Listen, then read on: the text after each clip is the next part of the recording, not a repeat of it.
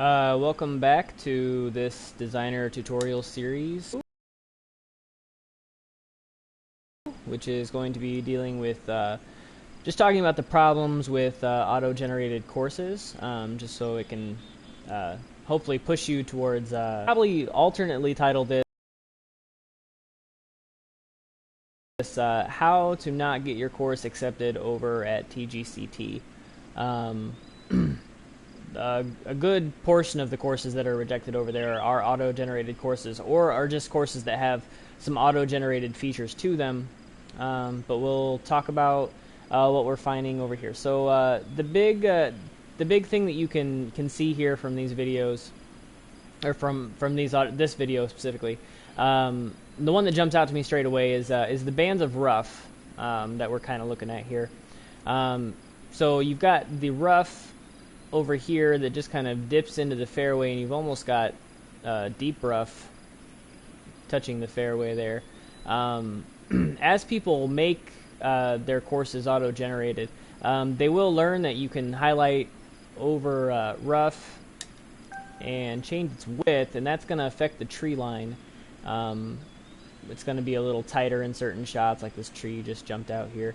And I think a lot of people, when they initially change the different roughs, I think that's the reason why they do it, is because they like having the tree line there. But anyways, this band of rough going through is really wavy and inconsistent. It's just not very appealing at all. You'll actually see here it's completely disappeared and gone to deep rough, which certainly does happen. It's not all that often, and certainly not multiple times throughout the same course. It just doesn't look nearly as appealing as it should. Second problem that we're going to have, like I talked about, a lot of people will go through and they will lower the width of their different roughs at different points when they're course creating. And when they do that, they're going to come across the second problem, which is called fairway burn, which we'll see if we can't create some of it here. Yep, there it is. Okay, so this little sliver right here is the game trying to blend fairway between the natural earth that's over here. And what you end up with is this line. Designers won't intend for it to be there. I know even when I was making my second course, it showed up. But that is another hallmark of auto-generated courses, and there's not really a way to fix it other than going over and applying your own rough yourself, which when you do a manual course creation, you're going to fix that anyways. So rather than have it generated for you for yourself, you can you can just do your own. So that's the second big problem. The third big problem is T-box views, and we'll see if we can't. Yep, there you go, right there. Okay, so this is another one. Is the game is going to generate hills for you to make a naturally hilly environment, which is fine. But a lot of people, when they're first designing, don't have a great concept on sculpting land yet, so you end up with T-boxes like this one, where the T-box is hitting right into this hill here. I don't have a lot of, when I actually go golfing, I don't have a lot of worm burners, but I do know some people who do drive that way, and I know a lot of people who would hit right into this hill, and not only that, you can't see the actual fairway from the course, and the whole point of the tee box is to present what the golfer has in front of them and to show off well, how good the course looks. So that's another problem with auto-generated right there. Next problem we're going to talk about is bunker placement.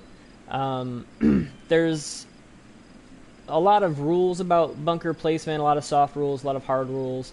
One I like to go by is to surround bunkers with the same cut of rough. It definitely doesn't always happen in real life golf, but even this is a very haphazard bunker here. And if you look all around the course, this happens.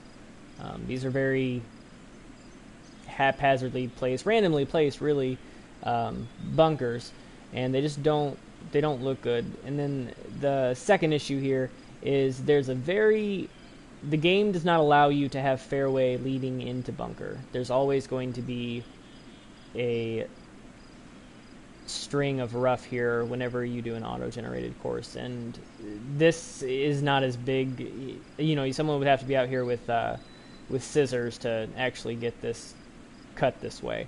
And to me, it just doesn't look appealing. But this is typically another example or a hallmark of an auto-generated course is the way that the bunkers are placed this way.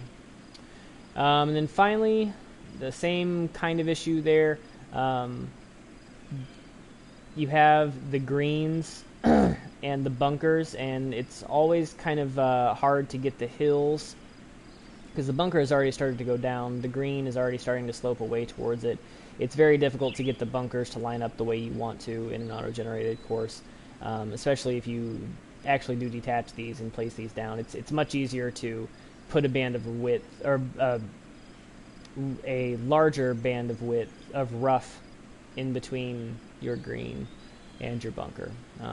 So those are the problems with an auto-generated course, and one reason why you want some more flexibility and control by manually making your courses. So the next video is going to be well, we're going to be starting out making our course, and we're going to decide whether we want to start out with a hilly landscape or a flat landscape. But we'll talk about it in the next video. It should be a short one.